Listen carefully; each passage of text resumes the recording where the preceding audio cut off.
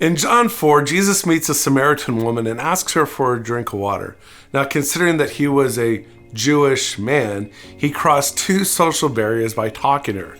She's a woman, and also she's a Samaritan. Now, you have to understand, this was a really big deal back then because, well, Jews and Samaritans did not exactly get along. To understand why, we have to go back to the Old Testament.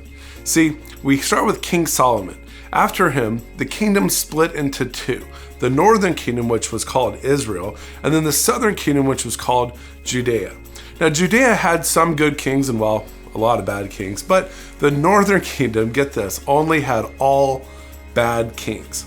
Now, the capital of the northern kingdom was Samaria, and spiritually speaking, they rejected God. So, in 722 BC, God sends in the Assyrians to carry the Israelites into captivity. The king of Assyria brings in foreigners from the land of Cutha, Ava, Hamath, and Sepharvaim to inhabit Samaria. And according to 2 Kings 17, God sent in a bunch of lions who killed some of the people. So, in fear of God, a Jewish priest was sent in to instruct them in the Jewish religion. Now, they were instructed with the Torah, but they still kept their idol worship. So the Samaritan religion was really a mixture between Judaism and idolatry.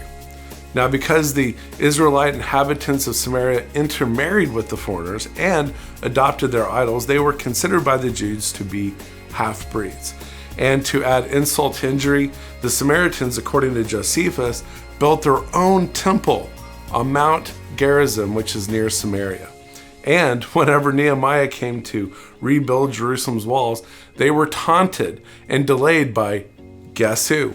The Samaritans. So it's no wonder that whenever Jesus talks to the Samaritan woman, he's crossing cultural lines that are centuries old. So there you go. A little bit about Samaritans, and that's enough today for our historical minute.